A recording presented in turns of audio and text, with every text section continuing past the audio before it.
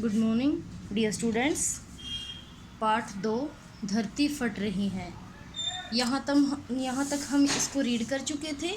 आगे हम अब इसको रीड करेंगे। ठीक है बेटा, ध्यान से देखना है। तब क्या हुआ था, पहले क्या हुआ था कि गधे को धरती फटने जोर की आवाज़ सुनाई दी थी। फिर उसके पीछे सियार दौड़ने लगा, सियार के पीछे बंदर, बंदर के पीछे हाथी, और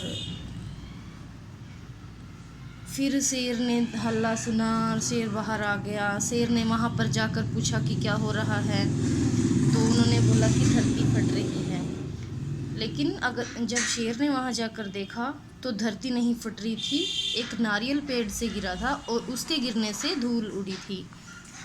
फिर आगे, गधे को अपनी नादानी समझ में आ गई। उसने सिर नीचा कर लिया। सियार ने आगे बढ़कर कहा, हमें माफ़ कर दीजिए महाराज, हमसे भूल हो गई। शेर दहाड़ा, अपनी बुद्धि से भी काम लिया करो, अफवाहों पर ध्यान दोगे तो इसी तरह जीवन भर भागते ही रह जाओगे। इतना कहकर शेर गुफा के अंदर चला गया।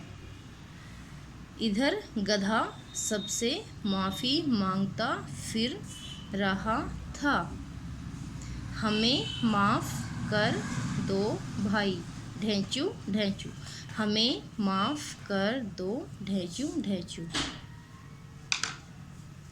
तो देखा आपने, धरती नहीं फट रही थी। गधे को क्या था, नारियल के यहाँ पर गधा लेटा था। ठीक है, ये नारियल का पेड़ है, यहाँ से नारियल गिरा और धूल उड़ी। गधे को ये लगा कि धरती फट रही है और वो दौड़ने लगा। फिर सियार मिला, सियार से उसने ये बोल दिया कि धरती फट रही है। सियार ने भी नहीं देखा तो उससे बंदर ने पूछा, बंदर को भी यही बोल दिया गया कि धरती फट रही है। आगे उनको हाथी मिला, हाथी ने पूछा कि हाथी ने सोचा कि कोई दौड़ प्रतियोगिता हो रही है और हाथी भी दौड़ने लगा। हाथी डर गया कि धरती फट रही है।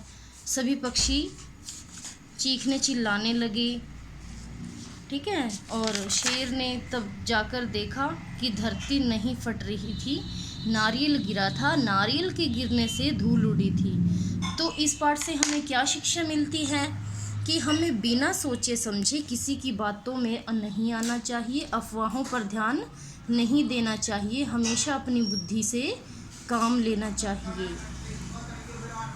ठीक है बेटा, तो आपको भी यही करना है कि किसी की सुनी हुई बातों पर ध्यान नहीं देना चाहिए, अपने दिमाग से काम लेना चाहिए। इस पाठ को आपको पढ़ना है ध्यान से। Good bye.